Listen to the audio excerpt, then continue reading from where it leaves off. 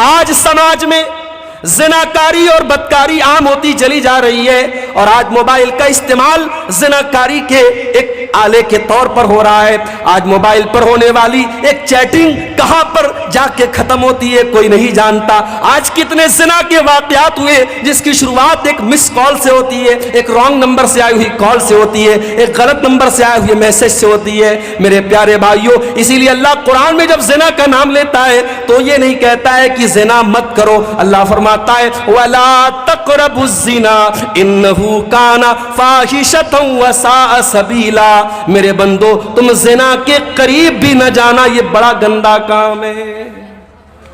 اللہ نے قریب بھی جانے سے منع کیا، اور اسی لیے مردوں سے کہا گیا جب چلو راستے میں تو اپنی نگاہوں کو جھکا کر چلو، عورتوں سے کہا گیا جب گھر سے نکلو تو پردے میں نکلو، اپنے گھر میں اپنے بھائی کے سامنے، اپنے باپ کے سامنے، اپنے محرم رشتہ دار کے سامنے بھی عورت سے کہا گیا وَلْيَضْرِبْنَ بِخُمُرِهِنَّ عَلَى جُيُوبِهِنَّ، اپنے دوپٹے کو اپنے سینے پر رکھو، اپنے سینے کو کھلا مت رکھو۔ کیوں میرے بھائی؟ اس لیے کہ قرآن ہمیں زنا کے قریب بھی جانے سے منع کرتا ہے۔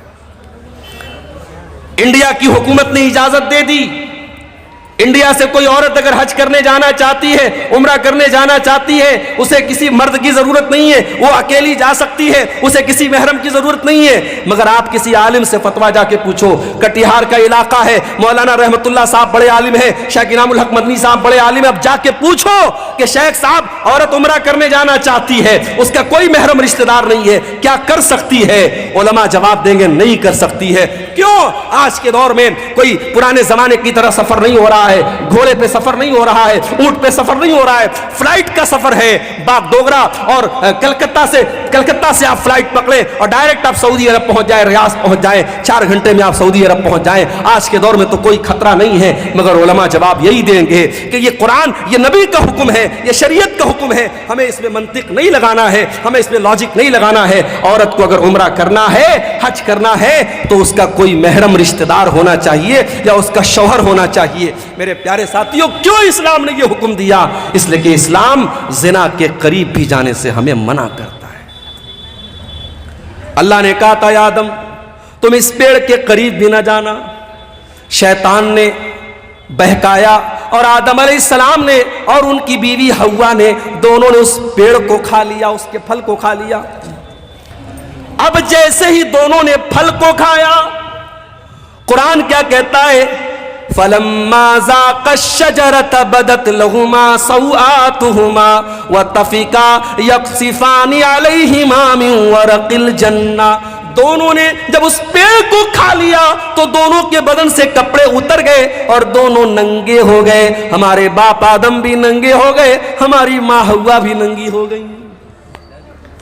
ہائے ہائے ہائے، اب جیسے ننگے ہوئے، اچھا اس کا مطلب کہ جنت میں کپڑا تھا، اس کا مطلب کہ جنت میں کپڑا تھا، دونوں کپڑا پہنے ہوئے تھے، کپڑے اتر گئے، دونوں ننگے ہو گئے۔ اب ننگا رہنا ان کو پسند نہیں ہے۔ قرآن کہتا ہے دونوں اپنے آپ کو کور کرنے لگے، ڈھانپنے لگے، جنت کے جو پیڑ پودے تھے اس کے پتوں سے اپنی شرمگاہ کو ڈھانپنے لگے۔ پتہ یہ چلا کہ ننگا رہنے والا اور ننگی رہنے والی عورت یہ حضرت آدم کی اولاد میں سے کہلانے کی حقدار نہیں ہے۔ آدم کا کلچر یہ نہیں ہے، یہ حوا کا کلچر نہیں کہ ننگا رہا جائے۔ آج چلے جاؤ، آپ کے انڈیا کی بات کر رہا ہوں، آپ گوا میں چلے جاؤ، گوا میں چلے جاؤ، سمندر کے بیچ پر جوان جوان عورتیں پورے جسم کو ننگا کر کے دھوپ کھا رہی ہے، اور دنیا کہتی ہے صاحب یہ بڑے ماڈرن لوگ ہیں، بڑے یہ ترقی یافتہ لوگ ہیں۔ میں تھوکتا ہوں ایسی ترقی پر، میں تھوکتا ہوں ایسی تہذیب پر، میں تھوکتا ہوں ایسے کلچر پر۔ یہ آدم کا کلچر نہیں ہے، یہ حوا کا کلچر نہیں ہے۔ میرے باپ آدم اور میری ماں حوا کے بدن سے جب کپڑا اترا، دونوں کو شرم محسوس ہوئی اور دونوں نے اپنی شرمگاہ کو کور کیا، اپنے آپ کو کور کیا، اپنے آپ کو ڈھانپا۔ اب اللہ نے کہا اے آدم میں نے تم کو منع کیا تھا، اے حوا میں نے تم کو منع کیا تھا اس پیڑ کے قریب نہ جانا، تم نے پیڑ کو کیوں کھایا؟ اے آدم اے حوا تم نے بہت غلط کام کیا، میں نے بتایا تھا شیطان تمہارا بہت بڑا دشمن ہے، پھر بھی تم شیطان کی چال میں آ گئے۔ اب حضرت آدم کو احساس ہوا، حضرت حوا کو احساس ہوا کہ ہم سے غلطی تو بہت بڑی ہو گئی۔ اب دونوں نے اللہ کی بارگاہ میں ہاتھ اٹھایا، قالا ربنا ظلمنا انفسنا وان لم تغفر لنا وترحمنا لنكونن من الخاسرین۔ دونوں نے پکارا، اے ہمارے پروردگار، ہم نے یہ غلطی کر کے اپنے اوپر بہت بڑا ظلم کر لیا، بہت بڑا اتیاچار کر لیا۔ ایک نکتہ بتاؤ، ایک پوائنٹ بتاؤ، کوئی گناہ کرنے والا کسی اور پر ظلم نہیں کرتا ہے، سب سے پہلے وہ اپنے اوپر ظلم کرتا ہے۔ جو حرام کام کرتا ہے، جو زنا کرتا ہے، جو شراب پیتا ہے، جو جوا کھیلتا ہے، جو نماز نہیں پڑھتا ہے، جو اللہ کو ناراض کرنے والا کوئی بھی کام کرتا ہے، وہ سب سے پہلے اپنے اوپر اتیاچار کرتا ہے، اپنے آپ کو ہلاکت میں ڈالتا ہے۔ ہمارے باپ آدم کی دعا ہمیں یہ سبق دے رہی ہے، ربنا ظلمنا انفسنا، اے ہمارے پروردگار، ہم نے اپنے جان کے اوپر ظلم کیا ہے، وَإِن لَّمْ تَغْفِرْ لَنَا وَتَرْحَمْنَا، اور اے اللہ اگر تو نے ہمیں معاف نہ کیا اور تو نے ہم کو نہیں بخشا، تو نے ہم پر رحم نہ کیا، لَنَكُونَنَّ مِنَ الْخَاسِرِينَ، اے اللہ ہم سے زیادہ خسارے والا، ہم سے زیادہ نقصان والا کوئی نہیں ہوگا۔ اللہ نے توبہ قبول کی۔ دیکھو غلطی تو ابلیس نے بھی کی تھی، اللہ نے ابلیس سے کہا تھا آدم کو سجدہ کرو، ابلیس نے کہا میں نہیں کروں گا، ابلیس نے سجدہ نہیں کیا۔ غلطی ابلیس نے بھی کی، غلطی آدم نے بھی کی، مگر ابلیس کا طریقہ یہ ہے کہ غلطی کر کے ڈھٹائی کرو، چوری کر کے سینہ زوری کرو، گناہ کر کے گناہ کی دلیل دو، اور آدم کا طریقہ یہ ہے گناہ ہو جائے، غلطی ہو جائے، خطا ہو جائے، اللہ سے معافی مانگ لو۔ میرے بھائیوں، اب جو آدم کی اولاد ہے، جو آدم سے اپنا رشتہ جوڑتا ہے، اس سے اگر کبھی گناہ ہو جائے تو وہ توبہ کر لے۔ اسی لیے اللہ کے پیارے نبی فرماتے ہیں کل بنی آدم خطاء وخیر الخطائین التوابون، اے آدم کی اولاد تم سب کے سب گنہگار ہو، تم سب کے سب خطا کار ہو۔ آدم کا ہر بیٹا خطا کار ہے، حوا کی ہر بیٹی خطا کار ہے۔ اگر کوئی کہتا ہے صاحب مولوی صاحب میں نے آج تک کبھی کوئی گناہ نہیں کیا ہے، جھوٹ بول رہا ہے۔ کوئی یہ دعویٰ کر ہی نہیں سکتا اس نے کبھی کوئی گناہ نہیں کیا۔ ہر انسان کے دامن پہ کچھ نہ کچھ دھبے ضرور ہیں میرے بھائی، یہ الگ بات ہے۔ کسی کے دھبے نظر آتے ہیں اور کوئی چمکیلا کپڑا پہن کے اور وائٹ کلر کا کرتا پہن کے اور بہترین ٹوپی لگا کے نکلتا ہے، اس کا کپڑا اور اس کا اجلا کپڑا اس کے دامن کے سیاہ اس کے کارناموں کو چھپا لیتا ہے، مگر دامن سب کا گندا ہے میرے پیارے بھائیوں۔ اللہ کے نبی کہہ رہے ہیں آدم کے تمام بیٹے خطا کار ہیں، لیکن ہاں سب سے بہترین خطا کار وہ ہے التوابون، جو خوب توبہ کرتا ہو، جو خوب اللہ سے معافی مانگتا ہو۔ میرے پیارے ساتھیوں، گناہ ہو سکتا ہے، گناہ کرنے کے بعد انسان کو توبہ کر لینی چاہیے۔ جانتے ہو گناہوں کی وجہ سے دنیا میں جتنی قومیں تباہ ہوئیں سب گناہ کی وجہ سے تباہ۔ قوم عاد کا نام سنا ہے؟ ارے آج یہ دنیا کی وہ طاقتیں جو غریب مجبوروں کو مار رہی ہیں، بے قصوروں کو مار رہی ہیں، جا کے بتا دو ان سے کبھی دنیا میں کوئی قوم عاد بھی آئی تھی؟ ایسی قوم تھی کہ بڑے بڑے پہاڑوں کو کاٹ کے مکان بناتی تھی، اور قوم عاد کے لوگ کہتے تھے من اشد منا قوہ، ہم سے پاورفل کوئی نہیں ہے، ہم سے طاقتور کوئی نہیں ہے، ہم سے شکتیشالی کوئی نہیں ہے۔ جانتے ہو اللہ نے انجام کیا کیا؟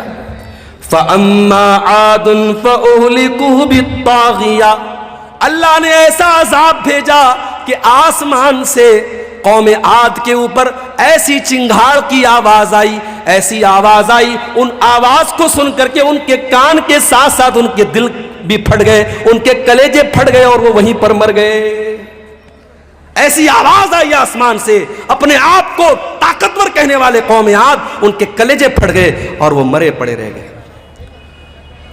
وَأَمَّا ثَمُودُ وَأَمَّا عَادٌ فَأُهْلِكُوا بِرِيحٍ صَرْصَرٍ عَاتِيَةٍ سَخَّرَهَا عَلَيْهِمْ 7 لَيَالٍ و8 أَيَّامٍ حُسُومًا فَتَرَى الْقَوْمَ فِيهَا سَرَعًا۔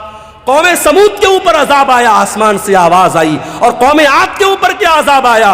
اللہ نے 8 دن لگاتار ایسی ہوا چلائی پٹک پٹک کے اللہ نے مارا، اور قوم عاد کے لوگ زمین پہ ایسے مرے پڑے تھے، ان کی کھوپڑی الگ ہے، ان کا دھڑ الگ ہے، ان کا سر الگ ہے۔ اللہ کہتا ہے کھجور کے سڑے ہوئے تنوں کی طرح زمین پہ پڑے تھے۔ یہ انجام قوم عاد کا ہوا۔ کیوں ہوا میرے بھائی؟ انہوں نے اللہ کو ناراض کیا تھا، انہوں نے گناہ کیا تھا۔ قوم سمود کا یہ انجام کیوں ہوا؟ انہوں نے حضرت شعیب کی، انہوں نے حضرت صالح کی نافرمانی کی تھی، اور اللہ کے حکم سے جو اونٹنی آئی تھی اس اونٹنی کو انہوں نے قتل کر دیا تھا۔ جب جب دھرتی پر پاپ ہوا ہے، جب جب دھرتی پر گناہ ہوا ہے، دھرتی پر اللہ کا عذاب آیا ہے میرے۔ اور آگے بڑھیے، حضرت لوط علیہ السلام کی قوم کی حالت دیکھیے۔ یہ آنے والے مسافروں کو لوٹ لیا کرتے تھے، یہ ڈاکہ ڈالا کرتے تھے، اور یہ اپنی عورتوں کے بجائے مرد کے ساتھ اپنی شہوت پوری کرتا تھا، مرد سے جسمانی تعلق قائم کرتا تھا۔ یہ اغلام بازی کیا کرتے تھے، یہ لونڈے بازی کیا کرتے تھے، یہ مرد کے ساتھ ناجائز کام کیا کرتا تھا۔ آج بھی سماج میں یہ گندا کام کرنے والے کان کھول کر کے سن لے، اغلام بازی کرنے والا یہ زناکاری سے بڑا گناہ کرتا ہے۔ زناکاری کرنے والا غلط کر رہا ہے، مگر اغلام بازی کرنے والا بہت غلط کام کر رہا ہے، وہ اللہ کے عذاب کو دعوت دے رہا ہے۔ حضرت لوط علیہ السلام کی قوم نے جب یہ گندا کام کیا تو جانتے ہو ان کا انجام کیا ہوا؟ ان کے اوپر آسمان سے پتھروں کی بارش کی گئی، اور اللہ نے پوری ان کی بستی کو پلٹ دیا۔ اور آج بھی سعودی عرب کے سفر پہ آپ چلے جائیں تو وہاں آپ کو وہ جگہ مل جائے گی، اور وہاں پہ ڈیڈ سی کے نام سے وہ جگہ ہے، اور اس ڈیڈ سی جس کو کہتے ہیں بحر مردار، اس پانی کے اندر آج بھی اس بستی کے اوشیش پائے جاتے ہیں، اس علاقے کی چیزیں پائی جاتی ہیں جو ہزاروں سال پہلے جس کو اللہ تعالیٰ نے عذاب بھیجا تھا اور پوری بستی کو الٹ دیا تھا۔ میرے بھائیوں، جس نے اللہ کی فطرت کو بدل دیا، جو کام عورت کے ساتھ اور بیوی کے ساتھ کرنا چاہیے وہاں مرد کے ساتھ کرتا تھا، اللہ نے اس کی سزا کیا دی؟ اللہ نے آسمان سے پتھر برسایا اور پوری بستی کو الٹ دیا۔ اور آگے بڑھیے، شعیب علیہ السلام کو دیکھیے، ان کی قوم کیا کرتی تھی؟ 420 کرتی تھی، اپنے ترازو میں ڈنڈی مارا کرتی تھی، اور 1 کلو سامان دینا ہوتا تھا تو 900 گرام دیا کرتی تھی، ناپ تول میں کمی کیا کرتی تھی، 420 کیا کرتی تھی۔ اللہ نے حضرت شعیب علیہ السلام کی قوم پر آسمان سے ایسی بدلی بھیجی، ان کو جب بارش تھم گئی اور گرمی لگنے لگی اور آسمان میں بدلی نظر آئی، ان کو لگا کہ بارش ہوگی، وہ جلدی سے بدلی کے نیچے جا کے کھڑے ہو گئے، اور بدلی سے آگ برسنے لگی اور پوری بستی کا کام ختم ہو گیا۔ اللہ تعالیٰ نے ایسا عذاب بھیجا حضرت شعیب کی قوم کے اوپر۔ میرے بھائیوں، اتہاس بتاتا ہے، قوموں کی تاریخ بتاتی ہے، جب جب دھرتی پر اللہ کی نافرمانی ہوئی ہے، گناہ ہوا ہے، اللہ کا عذاب آیا ہے۔ اسی لیے اللہ قرآن کے 20ویں پارے کے لاسٹ میں فرماتا ہے فَكُلًّا أَخَذْنَا بِذَنبِهِ فَمِنْهُمْ مَنْ أَخَذَتْهُ الصَّيْحَةُ وَمِنْهُمْ مَنْ أَرْسَلْنَا عَلَيْهِ حَاصِبًا وَمِنْهُمْ مَنْ خَسَفْنَا بِهِ الْأَرْضَ وَمِنْهُمْ مَنْ أَغْرَقْنَا۔ میرے بندو، ہم نے ہر قوم کو جس کو ہلاک کیا اس کے گناہ کی وجہ سے ہلاک کیا۔ کسی کے اوپر آسمان سے پتھر برسایا، کسی کے اوپر آسمان سے آواز آئی، اور کسی کو زمین میں دھسا دیا، اور کسی کو سمندر میں ڈوبا کے مار دیا۔ ایک صاحب تھے، ان کا نام تھا فرعون۔ وہ کیا کرتا تھا؟ بچوں کو مروا دیتا تھا، بچوں کو مروا دیتا تھا۔ اچھا، فرعون کا نام ہم سنتے ہیں کہ بڑا ظالم ہے، اور اسرائیل کا نام آتا ہے تو ہمارے کچھ لوگ یوٹیوب پر اور ٹویٹر پہ کہتے ہیں آئی اسٹینڈ ود اسرائیل، میں اسرائیل کے ساتھ کھڑا ہوں۔ ارے ظالموں، یہ بحث چھوڑ دو، اسرائیل میں ظلم کس کے اوپر ہو رہا ہے، کس کمیونٹی پر ہو رہا ہے، کس قوم پر ہو رہا ہے؟ یہ سوچو، پچھلے چند مہینوں میں غازہ کی سرزمین پر ہزاروں چھوٹے چھوٹے بچے مار دیے گئے، ان کی کٹی پھٹی لاشیں جا کے دیکھ لو میرے بھائی، آپ کے منہ سے نوالا نہ اترے گا، آپ کے حلق سے کھانا نہ اترے گا۔ ارے بچوں کی کیا غلطی ہوتی ہے میرے بھائی؟ بچے تو سب کے پیارے ہوتے ہیں۔ کہیں اسکول ہوتا ہے روڈ پر تو سرکار وہاں پہ بورڈ لگاتی ہے کہ گاڑی دھیرے چلائیے، یہاں بچوں کا اسکول ہے۔ بچوں کے ڈاکٹر کے یہاں جاؤ تو بڑے بڑے وہاں پہ بورڈ لگے رہتے ہیں، keep silent there are children, خاموش رہیے یہاں پر بچے ہیں۔ بچوں سے ہم اتنا پیار کرتے ہیں, بچوں کا اتنا خیال کرتے ہیں. میرا پروگرام ہونے والا ہے میرٹھ کی سرزمین پر 17 تاریخ کو. ابھی آج وہاں سے فون آیا کہ پرمیشن نہیں ملا. میں نے کہا کیوں نہیں ملا؟ بولے 18 تاریخ کو ایگزام ہونے والا ہے اور پرشاسن نے کہا کہ ہم آپ کو پرمیشن نہیں دے سکتے, بچوں کو رات میں ایگزام کی تیاری کرنا ہوگا, آپ لاؤڈ اسپیکر لگائیں گے, بچے تیاری نہیں کر پائیں گے. اتنا بچوں کا لوگ خیال کرتے ہیں. ہزاروں لاکھوں بچے مار دیے گئے, ان کی لاشیں بے گور و کفن پڑی ہے میرے بھائیوں, اور آج دنیا اس کا سپورٹ کر رہی ہے. ایک فرعون, اس کو لوگ گالی دیتے بڑا ظالم تھا. ارے فرعون تو بچوں کو مرواتا تھا, بچیوں کو نہیں مرواتا تھا. اس کو کسی نے بتایا تھا کہ تیری حکومت ایک بچہ پیدا ہوگا جو آگے چل کے تیری حکومت کو ختم کر دے گا. اپنے آپ کو رب کہتا تھا, اپنے آپ کو خدا کہتا تھا, مگر اتنا بزدل تھا. جب اس کو بتایا کسی جوتشی نے کہ تیری حکومت میں ایسا بچہ پیدا ہوگا, اس نے آرڈر دے دیا, سارے بچوں کو مروانے کا آرڈر دے دیا. مگر اللہ کی قدرت دیکھو میرے بھائی کہ اس نے اتنے بچوں کو مروایا, مگر حضرت موسیٰ علیہ السلام کو اللہ کو بچانا تھا. اللہ نے کیسے بچایا لمبا واقعہ ہے, میں وہ آپ کو ادھر نہیں لے کے نہیں جانا چاہتا ہوں. کس طریقے سے فرعون کے محل میں اور فرعون کے پیسے سے حضرت موسیٰ کی پرورش ہوتی ہے. اور یہی فرعون جب موسیٰ علیہ السلام اس سے آ کے کہتے ہیں کہ اے فرعون میں اللہ کا رسول ہوں, میں رب العالمین کا رسول ہوں, تو فرعون اللہ کا مذاق اڑاتا ہے, کہتا ہے وما رب العالمین, اے موسیٰ کون رب العالمین؟ میں سب کا رب ہوں, میں جلاتا ہوں, میں مارتا ہوں. وَهَذِهِ الْأَنْهَارُ تَجْرِي مِن تَحْتِي, اے موسیٰ میں مصر کا بادشاہ ہوں اور یہ بڑی بڑی ندیاں میرے محل کے پاس سے گزرتی ہیں. میں ان نہروں کا مالک ہوں, میں ان ندیوں کا مالک ہوں. اے موسیٰ تو ڈھنگ سے بول بھی نہیں سکتا ہے, تو کیا میرا مقابلہ کرے گا؟ اے موسیٰ کون ہے تیرا اللہ؟ اے حامان جلدی سے سیڑھی لاؤ, میں چڑھ کے دیکھوں کہ موسیٰ کا رب کیا کر رہا ہے, موسیٰ کا اللہ کیا کر رہا ہے. اس نے اللہ کا مذاق اڑایا, اس نے موسیٰ کے رب کا مذاق اڑایا. اللہ نے انجام کیا کیا؟ اسی فرعون کو جو اپنی حکومت پر بڑا ناز کیا کرتا تھا, اللہ نے پانی میں ڈوبو ڈوبو کر کے مار دیا. وَمِنْهُمْ مَنْ أَغْرَقْنَا, ہم نے بہت سارے لوگوں کو زمین میں ڈوبا ڈوبا کے مار دیا. اللہ کا عذاب میرے بھائی گناہوں کی وجہ سے آتا ہے. یہ گناہ بڑے خطرناک ہوتے ہیں میرے بھائی.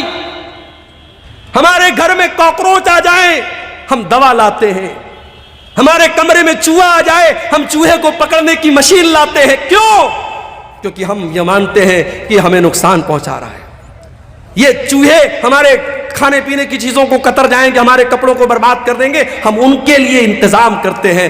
میرے بھائی ہم چوہوں کو بھگانے کا انتظام کرتے ہیں, ہم کیڑوں کو بھگانے کا انتظام کرتے ہیں, ہم مچھروں کے لیے مچھردانی کا انتظام کرتے ہیں. اور دنیا کی سب سے خطرناک چیز ہے گناہ. ہم گناہ سے بچنے کی کوئی کوشش نہیں کرتے. سب سے خطرناک چیز ہے گناہ میرے بھائی.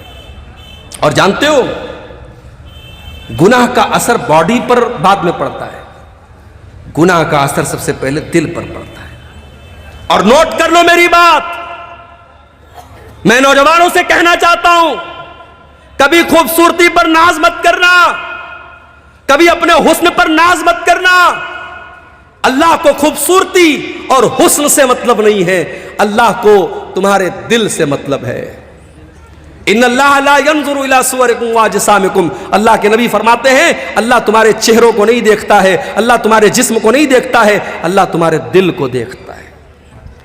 اسی لیے اللہ کے نبی فرماتے ہیں انسان کی باڈی میں, انسان کے شریر میں ایک حصہ ایسا ہے اذا صلحت صلح الجسد کلہ, اگر وہ صحیح ہے تو انسان کی باڈی صحیح ہے, اگر وہ گڑبڑ ہے تو انسان کی باڈی گڑبڑ ہے. الا وہی القلب, اللہ کے نبی اپنے سینے کی طرف اشارہ کر کے فرماتے ہیں او لوگوں وہ دل ہے, وہ دل ہے, وہ دل ہے. دل کا درست ہونا بڑا ضروری ہے.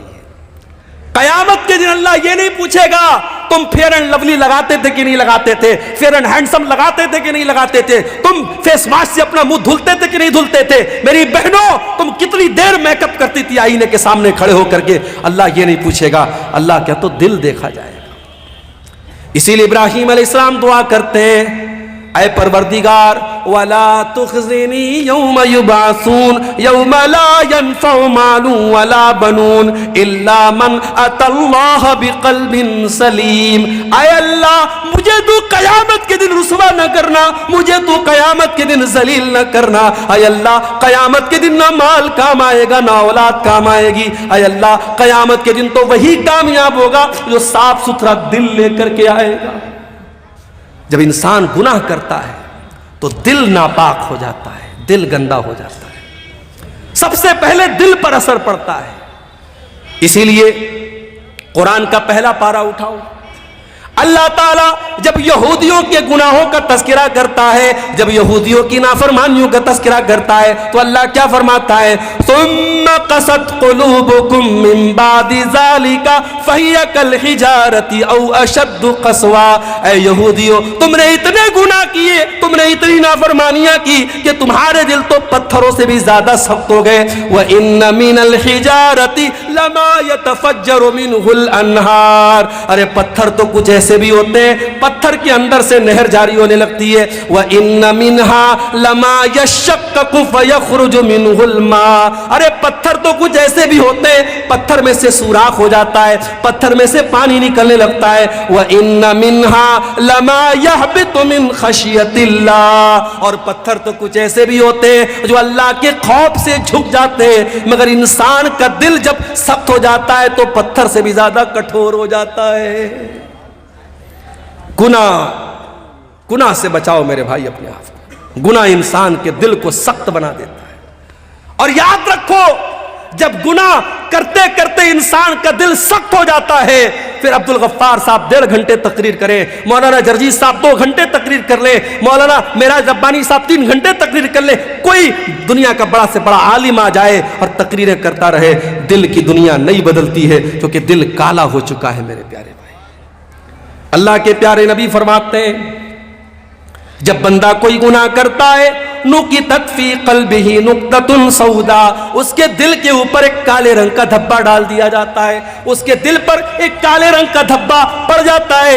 اگر بندہ توبہ کر لیتا ہے اور معافی مانگ لیتا ہے اللہ تعالیٰ سے, اللہ اس دھبے کو اریز کر دیتا ہے, اسے مٹا دیتا ہے, اسے صاف کر دیتا ہے. لیکن اگر بندہ دوبارہ گناہ کرتا ہے ایک اور دھبا اس کے دل پہ ڈال دیا جاتا ہے. جب گناہ پر گناہ کرتا چلا جاتا ہے حتیٰ تعلو قلبہ, یہاں تک کہ پورا کا پورا دل کالا ہو جاتا ہے. اور جب دل کالا ہو جاتا ہے تو اللہ کے نبی فرماتے ہیں پھر دل کے اوپر ایک کور چڑھ جاتا ہے, ایک لیئر چڑھ جاتی ہے, اور یہ وہی لیئر ہے جس کا تذکرہ قرآن کے 30ویں پارے میں اللہ فرماتا ہے کلا بل ران علی قلوبہم ما کانوا یکسبون. میرے بندو تمہارے گناہوں کی وجہ سے تمہارے دلوں کے اوپر پردہ پڑ جاتا ہے. گناہوں سے اپنے آپ کو بچاؤ میرے بھائی. اور جانتے ہو گناہ کا ایک نقصان اور ہے, گناہ کرنے سے انسان کی روزی روٹی پر بھی اثر پڑتا ہے. دکان اچھی نہیں چل رہی ہے, کاروبار میں مندی ہو رہی ہے, جو بزنس میں ہاتھ لگا رہے ہو بزنس صحیح طریقے سے نہیں چل رہا ہے. ذرا غور کر لینا, ذرا جائزہ لے لینا, ذرا دھیان دینا, کہیں کوئی گناہ تو نہیں کر رہے ہو, رات میں بیٹھ کے شراب تو نہیں پی رہے ہو, کہیں زناکاری میں تو نہیں لگے ہو, کسی ناجائز لڑکی کے ساتھ کہیں ناجائز تعلق تو نہیں قائم کر کے رکھا ہے, کہیں موبائل پر کسی سے گندی چیزیں تو نہیں شیئر کر رہے ہو. اگر کوئی گناہ کر رہے ہو تو آپ کی روزی روٹی پر بھی اس کا اثر پڑے گا. اللہ قرآن میں کہتا ہے ضرب اللہ مثلا قریۃ کانت آمنۃ مطمئنۃ یاتیہا رزقہا رغدا من کل مکان. اللہ تعالیٰ مثال دے رہا ہے ایک بستی کی. بستی بڑے چین سے بڑے امن سے رہا کرتی تھی اور بستی والے چین سے کھاتے پیتے تھے. فَأَذَاقَهَا اللَّهُ لِبَاسَ الْجُوعِ وَالْخَوْفِ بِمَا كَانُوا يَصْنَعُونَ. جب بستی والوں نے گناہ کرنا شروع کیا اللہ نے روزی روٹی کا راستہ بند کر دیا اور اس بستی کے لوگ بھوکے مرنے لگے. آپ کہتے ہیں مولوی صاحب ہمارے یہاں سیلاب آ جاتا ہے, باڑھ آ جاتی ہے, کھیتی برباد ہو جاتی ہے. قرآن کہتا ہے ذرا اپنے اعمال کا جائزہ لے, ذرا اپنے کرتوتوں کا جائزہ لے. جب تو گناہ کرے گا تو تیری روزی روٹی پر بھی اثر پڑے گا. اب یہاں ایک سوال پیدا ہوا, شیخ صاحب ہمارے گاؤں میں ایک بیاج خور آدمی ہے، بیاج کا دھندا کرتا ہے، بڑا پیسہ کما رہا ہے، بڑے مکان بنا رکھے اس نے، بڑا نام ہے اس کا، فارچونر لے کے چلتا ہے، مرسڈیز لے کے چلتا ہے، کٹیہار سے گزرتا ہے، لوگ سلام کرتے ہیں۔ آپ تو کہہ رہے گناہ کرنے سے روزی روٹی بند ہو جاتی، اس کی روزی روٹی تو بہت اچھی چل رہی ہے۔ آئیے اس کا بھی جواب دے دیتا ہوں۔ اللہ کے نبی فرماتے ہیں، یہ مسند احمد کی صحیح روایت ہے، جب تم دیکھو کہ کسی کی روزی روٹی اچھی چل رہی اور وہ گناہ پر گناہ کیے جا رہا ہے تو تم اس سے دھوکہ نہ کھانا، اللہ اس کو ڈھیل دے رہا ہے، اللہ اس کو مہلت دے رہا ہے، اور ایک دن اللہ تعالیٰ اپنی رسی کو ٹائٹ کرنے والا ہے۔ اور اس کے بعد اللہ کے نبی قرآن کی آیت پڑھتے ہیں، فَلَمَّا نَسُوا مَا ذُكِّرُوا بِهِ فَتَحْنَا عَلَيْهِمْ أَبْوَابَ كُلِّ شَيْءٍ حَتَّى فَرِحُوا بِمَا أُوتُوا۔ اللہ فرماتا ہے جو ہماری نافرمانی کرتے ہیں ہم ان کو بہت نوازتے ہیں، بہت دولت دیتے ہیں، خوب روپیہ پیسہ دیتے ہیں۔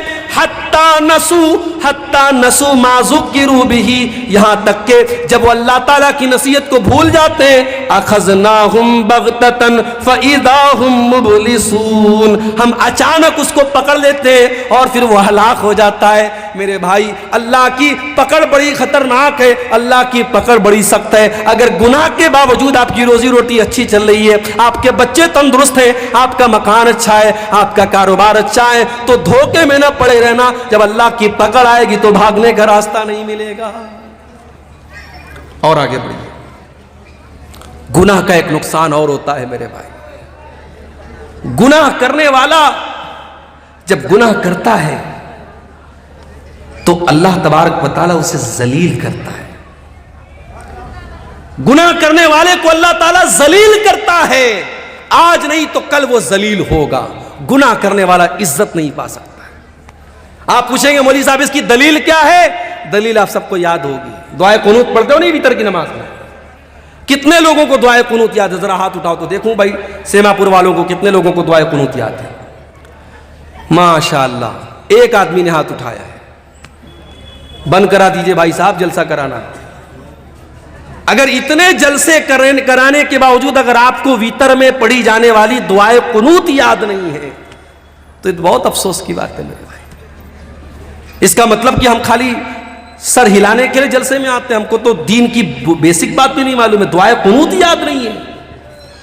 اللہم اہدنی فی من ہدیت وعافنی فی من عافیت وتولنی فی من تولیت وبارک لی فی ما آتیت وقنی شر ما قضیت فإنک تقضی ولا یقضى علیک انہ لا یذل من والیت ولا یعز من عادیت تبارکت ربنا وتعالیت۔ بڑی پیاری دعا ہے، اس دعا کے مطلب پر غور کرو۔ اے اللہ، تو مجھے ہدایت دے دے اور مجھے ان لوگوں میں شامل کر دے جن کو تو نے ہدایت دی ہے۔ وَعَافِنِي فِي مَنْ عَافَيْتَ، اے اللہ مجھے تو عافیت دے دے، چین دے دے، سکون دے دے اور ان لوگوں میں شامل کر دے جن کو تو نے عافیت دی ہے۔ وَتَوَلَّنِي فِي مَنْ تَوَلَّيْتَ، اور اے اللہ تو جس سے محبت کرتا ہے، تو جس کو دوست بناتا ہے، اے اللہ ان لوگوں میں تو مجھ کو بھی شامل کر دے۔ وَبَارِكْ لِي فِي مَا آتَيْتَ، اے اللہ تو نے جو دیا ہے اس میں تو مجھ کو برکت دے دے۔ وَقِنِي شَرَّ مَا قَضَيْتَ، اور اے اللہ جو تو فیصلہ کرتا ہے اپنے فیصلے میں کوئی اگر ایسا فیصلہ ہے جو میرے حق میں برا ہے، اے اللہ تو اس سے بچا لے۔ فَإِنَّكَ تَقْضِي وَلَا يُقْضَى عَلَيْكَ، اے اللہ سب کا فیصلہ تو کرتا ہے، تیرا فیصلہ کوئی نہیں کر سکتا ہے۔ إِنَّهُ لَا يَذِلُّ مَن وَالَيْتَ، اے اللہ تو جس سے دوستی کر لے، تو جس سے محبت کر لے، اے اللہ وہ انسان کبھی ذلیل نہیں ہو سکتا۔ وَلَا يَعِزُّ مَن عَادَيْتَ، اور اے اللہ تو جس کو دشمن بنا لے وہ کبھی دنیا میں عزت نہیں پا سکتا۔ گناہ کرنے والا ذلیل ہوتا ہے میرے بھائی۔ وَمَن يُهِنِ اللَّهُ فَمَا لَهُ مِن مُكْرِمٍ، اللہ تعالیٰ جس کو ذلیل کر دے اسے دنیا میں کوئی عزت دینے والا نہیں ہے۔ گناہ کی وجہ سے انسان ذلیل ہوتا ہے۔ گناہ کا ایک نقصان اور ہے، گناہ کرنے والے کی زندگی میں پیسہ آ سکتا ہے، دولت آ سکتی ہے، شہرت آ سکتی ہے، نام کما سکتا ہے، مگر سکون کبھی نہیں آ سکتا ہے۔ وہ دولت کمائے گا پھر بھی راتوں میں اس کو نیند نہیں آئے گی، اس کے بچے اس کے نافرمان ہو جائیں گے، اس کی بیوی اس سے بے وفائی کرے گی، اس کے گھر میں دولت ہوگی، شہرت ہوگی، سب کچھ ہوگا، مگر چین اور سکون نہیں ہوگا۔ اسی لیے اللہ قرآن میں کہتا ہے وَمَنْ أَعْرَضَ عَنْ ذِكْرِي فَإِنَّ لَهُ مَعِيشَةً ضَنْكًا۔ وہ لوگوں جو میرے ذکر سے منہ موڑے گا، جو میری شریعت کو چھوڑ دے گا، ہم اس کی زندگی سے سکون کو ختم کر دیں گے۔ وَنَحْشُرُهُ يَوْمَ القیامت اعما، اور قیامت کے دن ہم اس کو اندھا بنا کر کے اٹھائیں گے۔ قال رب لما حشرتنی اعما، وہ بندہ کہے گا اے اللہ تو مجھ کو اندھا بنا کے کیوں اٹھا رہا ہے، میں تو دنیا میں اچھا بھلا دیکھا کرتا تھا۔ اللہ فرمائے گا قال کذالک اتتک آیاتنا فنسیتها وکذالک اليوم تنسا۔ اللہ فرمائے گا میرے بندے میری آیتیں تیرے سامنے پڑھی جاتی تھی، تو دیکھ کر کے دیکھا کر دیتا تھا، تو اندھا بن جاتا تھا، تو مجھ کو بھول گیا، میں تجھ کو بھول گیا۔ تو گناہ کرنے سے سکون ختم ہوتا ہے۔ اور ایک بڑا خطرناک پوائنٹ بتا رہا ہوں، نوٹ کر لو، گناہ کا ایک بہت بڑا نقصان بتا رہا ہوں، گناہ کرنے والا نیکی سے محروم ہو جاتا ہے۔ آج کے دور میں کوئی کہتا ہے صاحب فجر میں نیند نہیں کھلتی، کیوں نہیں کھلتی بھائی؟ تم کو 3 بجے کٹیہار سے ٹرین پکڑنی ہے، گوہاٹی جانا ہے، بنارس جانا ہے، دلی جانا ہے، تو 2 بجے اڑ جاتا ہے اور اپنے گھر سے نکلتا ہے کہ مجھے کٹیہار 1 گھنٹہ پہلے نکلنا ہے، ٹرین مجھے پکڑنی۔ کیسے اڑ جاتا ہے؟ فجر میں نہیں اٹھتا ہے۔ کیوں نہیں اٹھتا ہے؟ گناہ کی وجہ سے اللہ تجھے فجر کی نماز سے محروم کر رہا ہے۔ یاد رکھو میرے بھائی، جب انسان گناہ کرتا ہے اللہ تعالیٰ اس سے اچھے کام کی توفیق چھین لیتا ہے۔ اور بڑے پوائنٹ کی بات بتا رہا ہوں، اگر اللہ تعالیٰ آپ سے اچھا کام لے رہا ہے، مسجدوں میں آپ پیسہ دے رہے ہیں، مدرسوں میں آپ چندہ دے رہے ہیں، علماء کے اوپر آپ خرچ کر رہے ہیں، دین کے اوپر آپ خرچ کر رہے ہیں، کتابیں چھپوا کے بانٹ رہے ہیں، غریبوں کی مدد کر رہے ہیں، تو اللہ کا شکر ادا کیجئے، اللہ آپ سے کام لے رہا ہے، یہ سب کے بس کی بات نہیں ہے، اللہ آپ سے اپنے دین کا کام لے رہا ہے۔ انسان جب گناہ کرتا ہے اللہ تبارک و تعالیٰ اسے نیکی سے محروم کر دیتا ہے۔ جنگ تبوک کا موقع یاد کرو، اسلام کے اندر ایک ایسی جنگ بھی لڑی گئی، دشمن سے کوئی لڑائی نہیں ہوئی، کوئی جنگ نہیں ہوئی، مگر اللہ کے نبی کے دور میں جو لڑائیاں اور جو جنگیں ہوئیں اس میں غزوہ تبوک کا نام آپ کو بہت آگے آگے نظر آئے گا۔ یہ وہ جنگ تھی جس میں اللہ کے نبی نے صحابہ کرام کو، اللہ تعالیٰ نے ایمان والوں کے ایمان کو پرکھ لیا تھا۔ 700 کلومیٹر کا سفر کرنا تھا، مدینہ سے 700 کلومیٹر دور جانا تھا، اور اس دور کی سپر پاور سے مقابلہ کرنا تھا، رومن امپائر سے مقابلہ کرنا تھا۔ اللہ کے نبی کی عادت تھی جب لڑائی کے لیے گھر سے نکلتے تھے تو صحابہ کو صحیح ڈائریکشن نہیں بتاتے تھے، پورب جانا ہوتا تھا کہتے تھے پچھم جانا ہے، اتر جانا ہوتا تھا کہتے تھے دکھن جانا ہے۔ اللہ کے پیارے نبی صحیح ڈائریکشن نہیں بتاتے تھے، مگر جنگ تبوک ایک ایسی جنگ ہے اللہ کے نبی نے بالکل صحیح ڈائریکشن بتایا تھا اور کہا تھا اے میرے صحابہ ہمیں تبوک جانا ہے، ہمیں مدینہ سے 700 کلومیٹر دور جانا ہے، ہمیں اس راستے پر جانا ہے۔ گرمی کا موسم تھا، کھجوروں کے پکنے کا ٹائم تھا، اس جنگ میں بہت سارے منافق لوگ نہیں گئے، بہت سارے منافق لوگ نہیں گئے، 2-4 سچے مسلمان بھی نہیں گئے اپنی کاہلی کی وجہ سے، انہوں نے بعد میں اللہ سے توبہ کر لی، لیکن جو منافق لوگ تھے، جو بے ایمان لوگ تھے، جو کامچور لوگ تھے، جو اللہ اور اس کے رسول کو دھوکہ دینے کی کوشش کرتے تھے، جب اللہ کے نبی واپس آئے تو اب یہ آ کے بہانہ کر رہے ہیں، کوئی لنگڑا کے آ رہا ہے، اے اللہ کے نبی میری تو پیر میں بہت درد تھا میں اس لیے نہیں جا پایا، اور اے اللہ کے نبی میرے پاس پیسہ نہیں تھا، میرے پاس یہ نہیں تھا، میرے پاس وہ نہیں تھا۔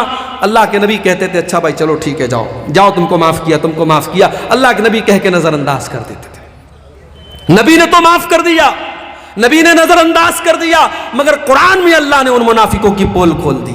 اللہ نے فرمایا وَلَوْ أَنَّهُمْ أَرَادُوا الْخُرُوجَ لَأَعَدُّوا لَهُ عُدَّةً اے میرے نبی اگر یہ منافق لوگ آپ کے ساتھ جانا چاہتے تو تیاری کرتے، انہوں نے کوئی تیاری نہیں کی، یہ کوئی تیاری انہوں نے نہیں کی، اس کا مطلب کہ یہ جھوٹ بول رہے ہیں، یہ کام چور لوگ ہیں، یہ اللہ کی عبادت سے بھاگنے والے لوگ ہیں۔ وَلَوْ أَنَّهُمْ أَرَادُوا الْخُرُوجَ لَأَعَدُّوا لَهُ عُدَّةً وَلَكِنْ كَرِهَ اللَّهُ بِعَاثَهُمْ فَثَبَّتَهُمْ۔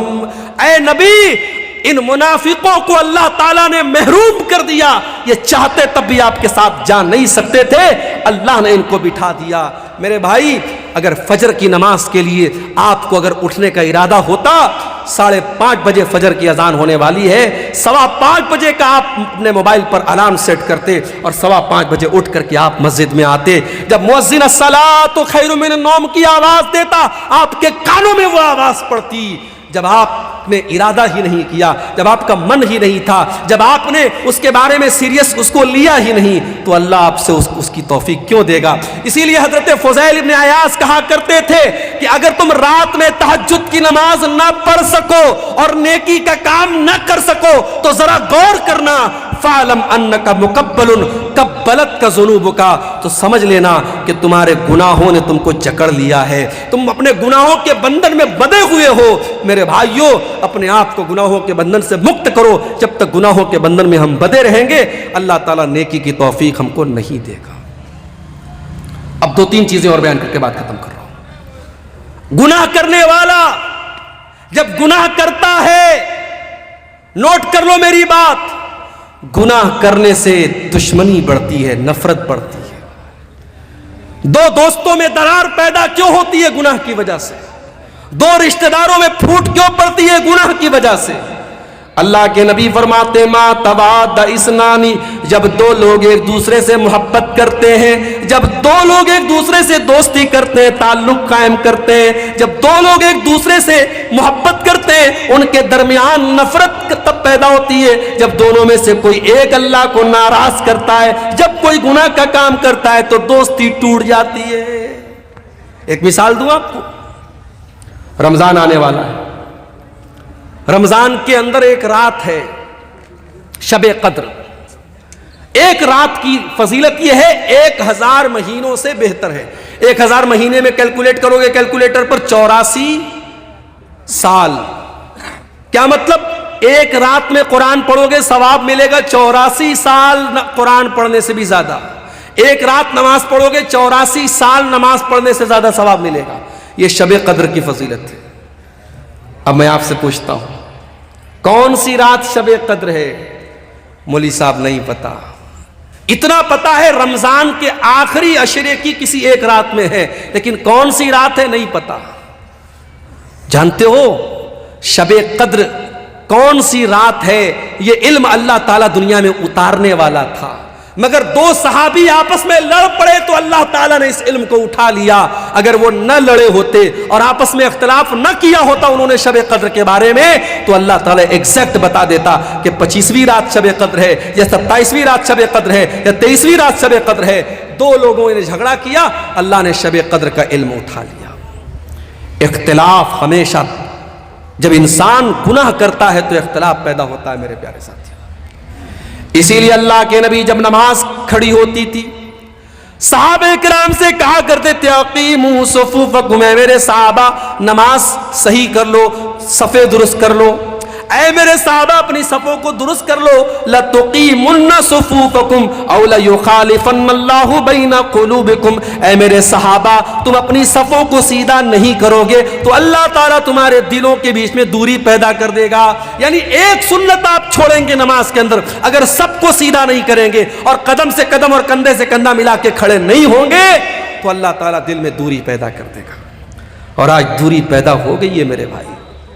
ویڈیو دیکھا آپ نے فیس بک کے اوپر، یوٹیوب کے اوپر ویڈیو آ گیا ہے، ایک مسلمان کو چند نوجوان پکڑتے ہیں، جیسے آج کل بہت سارے مسلمانوں کو موب لنچنگ کے لیے پکڑ کے ان سے نعرے لگوائے جاتے ہیں، ایک مسلمان کو پکڑ کے کہتے ہیں تو بتا اعلی حضرت کو مانتا ہے کہ نہیں مانتا ہے، تو بتا تو فلاں فلاں کو کافر مانتا ہے کہ نہیں مانتا ہے، اس کے منہ سے زبردستی یہ نعرہ نکلواتے ہیں اور تب اس کو جانے دیتے ہیں یہ مسلمان کے ساتھ کر رہا ہے۔ ایک مسلک کا عالم گرفتار ہوتا ہے دوسرے مسلک کا کہ لوگ خوشی مناتے ہیں کہ چلو اچھا ہوا دوسرے مسلک کا عالم گرفتار ہوا. لگے گی آگ تو گھر اور بھی آئیں گے زد میں, یہاں پہ صرف ہمارا مکان تھوڑی ہے. میرے بھائی جب نفرت کی آگ لگے گی تو دوسروں کے گھر بھی جلیں گے, صرف ایک انسان کا گھر نہیں جلے گا.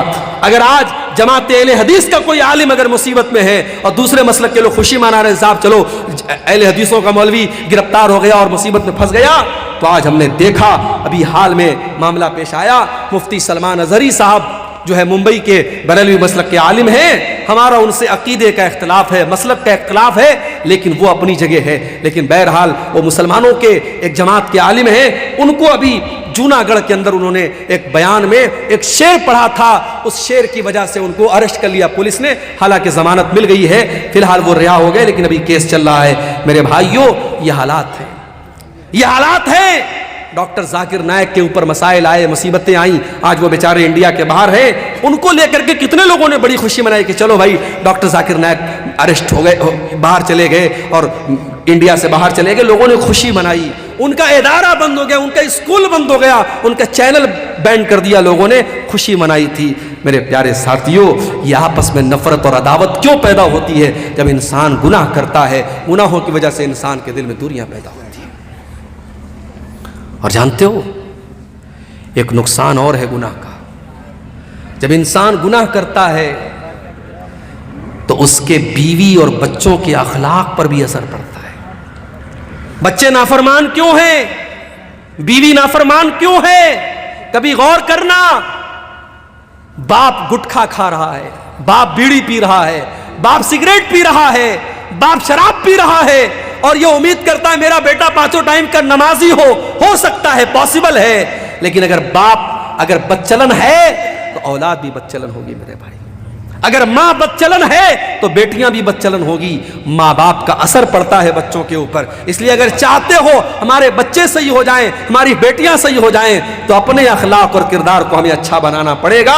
جب تک ہم گناہوں سے نہیں بچیں گے ہماری اولاد کی اللہ تعالیٰ ان کی اصلاح نہیں کرے گا. اسی لیے قرآن ہم سے یہ کہتا ہے اپنی اولاد کو بھی جہنم کی آگ سے بچانے کی فکر کرو اور اپنے آپ کو بھی جہنم کی آگ سے بچانے کی فکر کرو. یا ایھا الذین آمنوا قوا انفسکم واہلیکم نارا, اے ایمان والو اپنے آپ کو اور اپنے گھر والوں کو جہنم کی آگ سے بچاؤ. اب یہ تو ہو گئے گناہوں کے نقصانات. اب تقریر کا آخری پوائنٹ کہ وہ کیا طریقہ ہے جس سے ہم گناہوں سے بچ جائیں.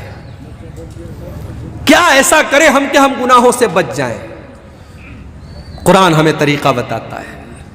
اقم الصلاۃ طرفی النہار وزلفا من اللیل, نماز قائم کرو دن کے دونوں کنارے پر. فجر کی نماز بھی قائم کرو اور مغرب کی نماز بھی قائم کرو.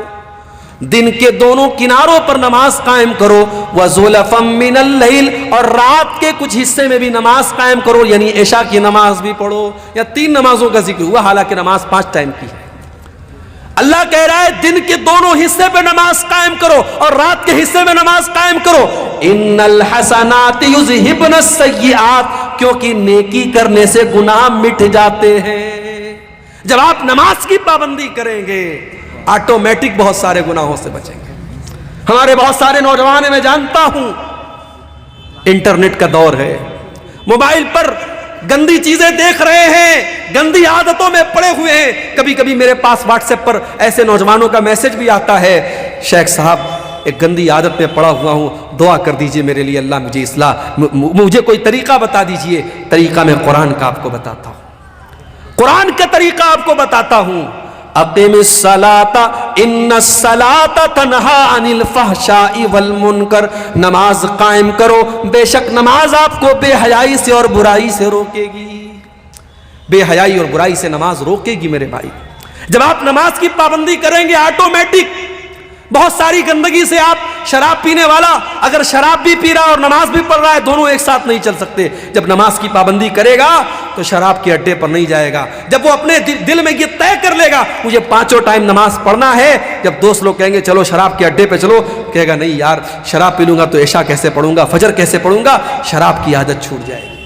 موبائل پر گندی چیزیں دیکھ کر کے اپنے آپ کو جو انسان ناپاک کر لیتا تھا، جب اسے اس بات کی چنتا ہوگی مجھے صبح فجر کی نماز پڑھنی ہے، وہ موبائل کو بند کر دے گا، اپنے آپ کو دور کرے گا، نہیں مجھے فجر کی نماز پڑھنی ہے۔ اپنے دل میں یہ عہد کر لو میرے نوجوان ساتھیوں، اگر اس گندگی سے اپنے آپ کو بچانا چاہتے ہو، اپنے دل میں یہ عہد کر لو مجھے نماز کی پابندی کرنا ہے۔ اور ایک چیز اور بتا دیتا ہوں آپ کو، کبھی آپ نے دیکھا ہوگا کیمرہ لگا ہوتا ہے ایئرپورٹ پر، کٹیہار اسٹیشن پہ بھی لگا ہوا ہے، پٹنہ اسٹیشن پر بھی لگا ہوا ہے، بڑے بڑے مال میں لگا ہوتا ہے۔ کیمرہ کیوں لگا رہتا ہے؟ اس کیمرے کا نام کیا ہوتا ہے؟ CCTV camera, security camera. اس کیمرے کا مقصد کیا ہوتا ہے؟ چور چوری کرنے کے پہلے سوچ لے تیری ریکارڈنگ ہو رہی ہے، کسی لڑکی کو چھیڑنے والا سوچ لے تیری تصویر آ رہی ہے کیمرے کے اندر۔ کیمرہ کا ڈر چور کو خبردار کر دیتا ہے، چھیڑنے والے کو خبردار کر دیتا ہے، نہیں غلط کام مت کرنا، کیمرہ ریکارڈ کر رہا ہے۔ دنیا کے کیمرے سے ڈرنے والوں، اللہ کا کیمرہ بھی آن ہے 24 گھنٹے، اللہ کی نظر تمہارے اوپر 24 گھنٹے ہے، اللہ کے فرشتے اپنے کیمرے میں سب ریکارڈ کر رہے ہیں، اور اللہ کا کیمرہ کبھی آف ہونے والا نہیں ہے۔ وَإِنَّ عَلَيْكُمْ لَحَافِظِينَ كِرَامًا كَاتِبِينَ يَعْلَمُونَ مَا تَفْعَلُونَ، میرے کرامن کاتبین تمہاری ایک ایک ایکٹیویٹی کو ریکارڈ کر رہے ہیں، ایک ایک عمل کو لکھ رہے ہیں۔ ما يلفظ من قول الا لديه رقیب عتید، بندہ جب اپنے منہ سے کوئی لفظ بھی نکالتا ہے فرشتے اس کو بھی ریکارڈ کرتے ہیں۔ میرے پیارے ساتھیوں، جب یہ دل میں ڈر پیدا ہوگا اللہ کا کیمرہ سب ریکارڈ کر رہا ہے، انسان گناہوں سے بچے گا، اور گناہوں سے بچنا ہے تو تیسرا کام یہ کرو، قرآن سے اپنا تعلق جوڑ دو۔ قرآن کے اندر یہ کمال ہے کہ قرآن پڑھنے والا جب قرآن سے اپنا تعلق جوڑتا ہے، اللہ کے کلام کا نور اسے گناہوں سے بچاتا ہے۔ وَنُنَزِّلُ مِنَ الْقُرْآنِ مَا هُوَ شِفَاءٌ وَرَحْمَةٌ، یہ قرآن لوگوں کے لیے شفا ہے اور یہ قرآن لوگوں کے لیے رحمت ہے۔ قرآن میں بخار کا علاج نہیں ہے، قرآن میں زکام کا علاج نہیں ہے، قرآن میں ہماری روح کی بیماریوں کا علاج ہے۔ قرآن ہمارے روح کی جو بیماریاں ہوتی ہیں، جو گناہوں کی بیماریاں ہوتی ہیں، قرآن ہماری روح کی بیماریوں کا علاج کرتا ہے۔ قرآن کی تلاوت پابندی سے کرو میرے بھائی۔ آج کے دور میں تو موبائل موجود ہے، موبائل پر قرآن کا ایپ ڈاؤن لوڈ کر لو، ڈیلی کوشش کرو آدھا پارہ، 1 پارہ، 1.5 پارہ، 2 پارہ، جتنی اللہ آپ کو توفیق دیتا ہے ڈیلی قرآن کی تلاوت کرو، بہت سارے گناہوں سے آپ بچو گے۔ اور تیسرا کام بتا رہا ہوں، نوٹ کر لو، الصدقۃ تطفئ غضب الرب، صدقہ خیرات کرنے سے اللہ تعالیٰ کی ناراضگی دور ہوتی ہے۔ اپنی عادت بنا لو، زکوٰۃ تو جو دینا ہے، 1 لاکھ روپیہ اللہ نے مجھے دیا، مجھے 2,500 زکوٰۃ دینا ہے، 1 کروڑ دیا ہے 2.5 لاکھ دینا ہے، وہ تو زکوٰۃ ہے۔ صدقہ خیرات، نوکری کرنے والا ایک اپنے اوپر پابندی کر لے، 50,000 روپیہ نوکری میں تنخواہ مل رہی ہے، 50,000 بہت ہوتا ہے، ہر مہینے 500 روپیہ میں صدقہ کروں گا۔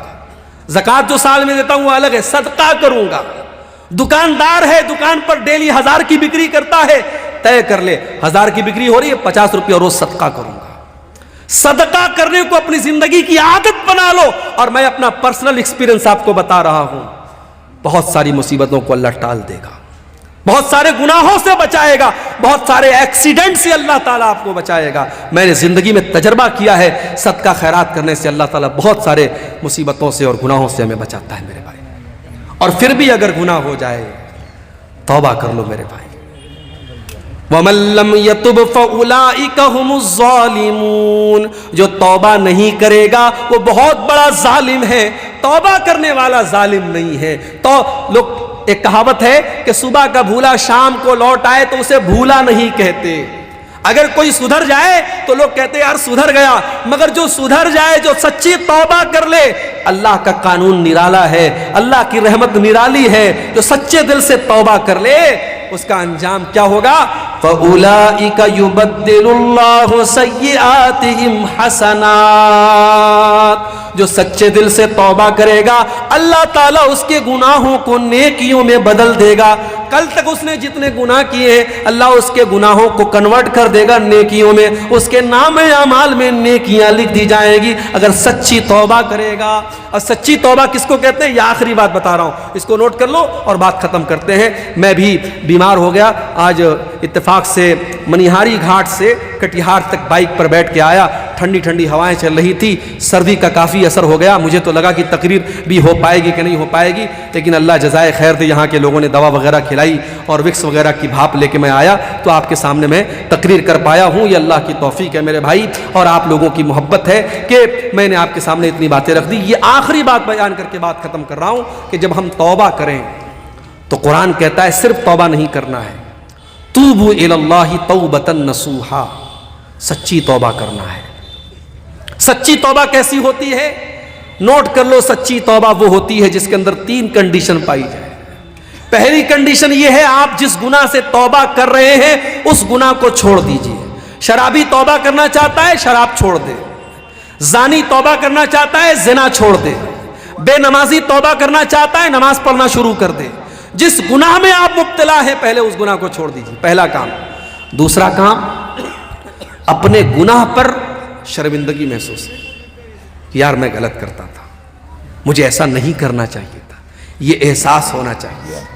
اگر یہ احساس ہے کہ میں نے غلط کیا تو یہ توبہ کی پہلی سیڑھی ہے۔ اور اگر گناہ پر یہ احساس بھی نہیں ہے، آپ غلط کر رہے ہیں، کسی لڑکی کے ساتھ غلط آپ نے کام کیا اور آپ اپنے دوستوں میں فخر کے ساتھ بیان کر رہے ہیں، تو یہ ڈھٹائی ہے، یہ چوری اور سینہ زوری ہے۔ اور یاد رکھو، جو اپنے گناہوں پر اتراتا ہے، گناہوں پر ڈھٹائی کرتا ہے، اللہ تعالیٰ کے اس کی مغفرت کا چانس بہت کم ہے۔ اللہ کے نبی فرماتے ہیں میری امت میں سب کی معافی ہو سکتی ہے مگر اس کی معافی نہیں ہوگی جو کھلم کھلا گناہ کرے گا۔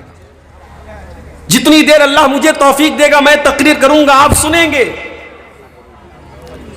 کل قیامت کے دن اللہ تبارک و تعالیٰ کے یہاں آپ سے 2 سوال کیا جائے گا۔ پہلا سوال یہ ہوگا کہ تو نے دین کا علم سیکھا کہ نہیں سیکھا؟ اب دین کا علم سیکھنے کے بہت سارے راستے ہیں، کوئی کتاب پڑھ کے سیکھ رہا ہے، کوئی مدرسے میں جا کر استاذ کے ذریعے سیکھ رہا ہے، اور کوئی بہت پڑھا لکھا نہیں ہے، کتابوں کا کہ پڑھنے کی فرصت نہیں ہے، تقریروں کو سن رہا ہے، یوٹیوب پر سن رہا ہے، موبائل پر سن رہا ہے، جلسوں میں جا کے سن رہا ہے، علم کو حاصل کر رہا ہے۔ اللہ سوال کرے گا میرے بندے، ہم نے تجھے مسلمان بنایا، تجھے ایمان کی دولت دی، تجھے اسلام کی نعمت دی، تو نے اپنے دین کو سیکھا کہ نہیں سیکھا؟ بندہ کہے گا اللہ میں نے بہت سیکھا، ہر جلسے میں جاتا تھا، ہر تقریر کو سنتا تھا، 3 گھنٹے میں پنڈال کے نیچے بیٹھا رہتا تھا، سر ہلا ہلا کے پوری تقریر میں سنا کرتا تھا، اے اللہ میں نے دین کو برابر سیکھا۔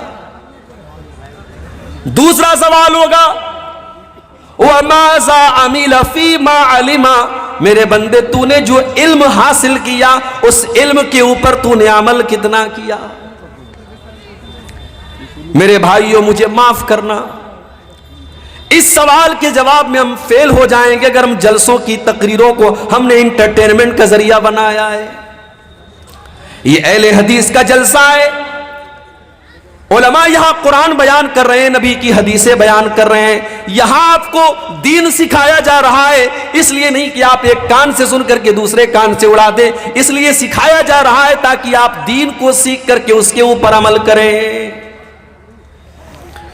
ذرا نبی اکرم کی سیرت اٹھا کر کے دیکھو میرے بھائی، ٹھیک ہے آپ کے یہاں کا ماحول ہے، رات بھر تقریریں آپ سنتے ہیں، بلکہ کہیں کہیں فجر کی اذان تک جلسہ چلتا ہے، ٹھیک ہے، میں اس کو حرام نہیں کہتا، میں اس کو ناجائز نہیں کہتا، میں اس کو غلط نہیں کہتا، مگر آپ ذرا اپنے نبی کی سیرت اٹھا کر کے دیکھو، اللہ کے پیارے نبی عشاء کی نماز کے بعد عشاء کی نماز کے بعد کوئی جاگتا رہے یا بات چیت کرتا رہے، اس کو اللہ کے نبی پسند نہیں کرتے تھے۔ حدیث کے الفاظ ہیں، حدیث کے الفاظ ہے کہ اللہ کے پیارے نبی عشاء کی نماز کے بعد بات چیت کرنے کو یا بلا وجہ جاگنے کو پسند نہیں کرتے تھے۔ اور اللہ کے رسول کے زمانے میں صحابہ کرام کا طریقہ کیا تھا؟ 2 گھنٹے کی تقریر نہیں ہوتی تھی ان کے دور میں، نہ صحابہ کے دور میں ہوتی تھی، نہ تابعین کے دور میں ہوتی تھی۔ ان کا طریقہ کیا تھا، ان کا انداز کیا تھا؟ عبداللہ ابن مسعود کہتے ہیں ہم اللہ کے نبی سے قرآن کی 10 آیتیں سیکھا کرتے تھے، ہم اللہ کے پیارے نبی سے قرآن کی 10 آیتیں سیکھا کرتے تھے، اور جب تک ان 10 آیتوں پر عمل نہیں کر لیتے تھے ہم آگے نہیں بڑھتے تھے۔ ہم نبی سے 10 آیتوں کو سیکھتے تھے اور ان کے اوپر عمل کرتے تھے، پھر 11ویں کا نمبر آتا تھا۔ معاف کرنا میرے بھائی، ہماری کمی یہی ہے اور پانی یہیں پر مر رہا ہے، ہم سننے کے شوقین ہیں، عمل کرنے کے شوقین نہیں ہیں۔ دعا کرو اللہ نے جس طریقے سے ہمیں جلسوں میں جانے کا شوق دیا ہے، تقریروں کو سننے کا شوق دیا ہے، علماء سے محبت کا جذبہ دیا ہے، اللہ تعالیٰ علماء کی ان صحیح باتوں پر، ان دین کی باتوں پر ہم کو عمل کی بھی توفیق عطا فرمائے۔ میرے بھائیوں، ایک انسان کی زندگی میں سب سے خطرناک چیز کیا ہے؟ اگر ہم غور کریں، ہماری زندگی میں سب سے خطرناک اگر کوئی چیز ہے، سب سے ڈینجرس، سب سے ہانی کارک، سب سے نقصان دہ اگر کوئی چیز ہے تو اس چیز کا نام ہے گناہ۔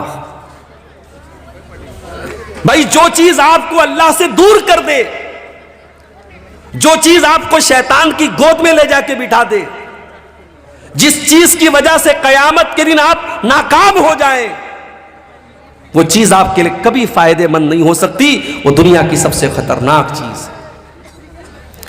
اسی لیے اللہ تعالیٰ قرآن میں کہتا ہے ظہر الفساد فی البر والبحر بما کسبت ایدی الناس۔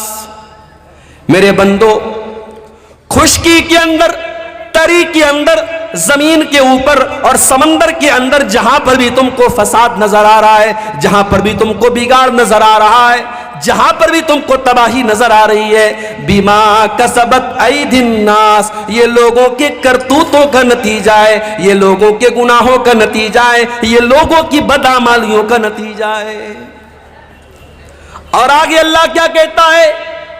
لِيُذِيقَهُمْ بَعْدَ الَّذِي عَمِلُوا۔ میرے بندو، یہ مصیبتیں جو تم دیکھ رہے ہو، یہ آفتیں جو تم دیکھ رہے ہو، یہ پریشانیاں جو تم دیکھ رہے ہو، یہ تمہارے بعض اعمال کی سزا ہے، یہ ہر گناہ کی سزا نہیں ہے۔ اگر اللہ ہر گناہ کی سزا دے دے، مَا تَرَكَ عَلَىٰ ظَهْرِهَا مِن دَابَّةٍ، تو زمین کے اوپر کوئی جاندار ہی باقی نہ بچے۔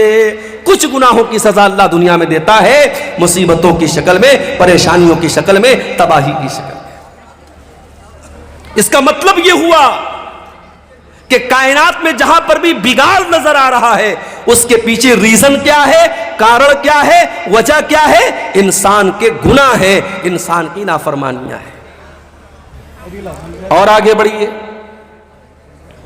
قرآن کا پہلا پارہ اٹھائیے، وَقُلْنَا يَا آدَمُ اسْكُنْ أَنْتَ وَزَوْجُكَ الْجَنَّةَ فَكُلَا رَغَدًا مِنْ حَيْثُ شِئْتُمَا وَلَا تَقْرَبَا هَٰذِهِ الشَّجَرَةَ۔ اے آدم، جنت میں آرام سے اپنی بیوی کے ساتھ، حوا کے ساتھ تم رہو، جو چاہے کھا لو، جو چاہے پی لو، جہاں چاہے موج مستی کرو، لیکن اے آدم، حوا، اس پیڑ کے قریب نہ جانا، اس درخت کے قریب نہ جانا۔ اللہ نے منع کر دیا ایک پیڑ کے بارے میں، اس پیڑ کے قریب مت جانا۔ اب ہمارا نوجوان کیا پوچھتا ہے؟ شیخ صاحب اس پیڑ کا نام کیا تھا؟ تجھے کھانا ہے کیا؟ کیوں پوچھتا ہے؟ ہماری عادت ہے فضول سوالات کرنے کی، جس سوال کا کوئی مقصد نہیں وہ سوال کرتے ہیں۔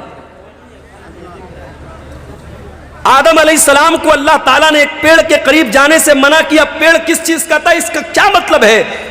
اللہ نے پیڑ کا نام نہیں لیا ہے، ہمیں جاننے کی ضرورت بھی نہیں ہے۔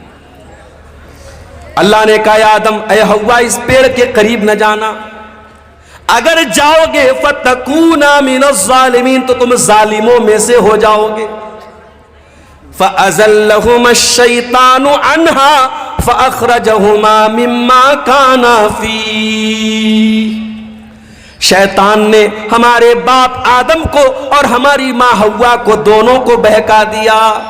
عوام میں یہ بات بھی مشہور ہے کہ ابلیس نے حضرت حوا کو بہکایا اور حضرت حوا نے آدم کو بہکایا۔ یہ غلط بات ہے، یہ قرآن کے خلاف بات ہے۔ قرآن کہہ رہا ہے دونوں کو بہکایا، دونوں کی کامن غلطی تھی، صرف حوا کی غلطی نہیں تھی، یہ آدم کی بھی غلطی تھی، یہ حضرت حوا کی بھی غلطی تھی۔ اچھا شیطان نے ایسے ہی ڈائریکٹ جا کر نہیں بہکا دیا، شیطان دوست بن کے آیا، شیطان ہمدرد بن کے آیا اور کہا اے آدم اے حوا، میں تم کو ایک پیڑ کے بارے میں بتاتا ہوں، اس پیڑ کے پھل کو اگر تم کھا لو گے اے آدم اے حوا، تم ہمیشہ ہمیش کے لیے جنت میں رہو گے، ہمیشہ ہمیش کے لیے تم جنت میں رہو گے یا فرشتے بن جاؤ گے۔ غور کرو، شیطان ہمارے باپ آدم کو بہکا بھی رہا ہے تو کیا کہہ کے بہکا رہا ہے؟ ان تکونا ملکین، اے آدم اے حوا اس پیڑ کو کھا لو تم فرشتے بن جاؤ گے۔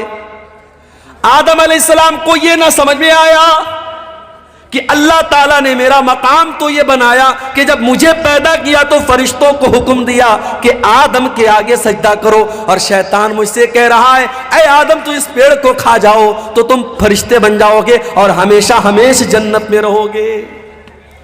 اللہ نے اس سے بڑا مقام دیا تھا، لیکن شیطان نے ایسی پٹی پڑھائی کہ ہمارے باپ آدم کو سمجھ میں نہیں آیا۔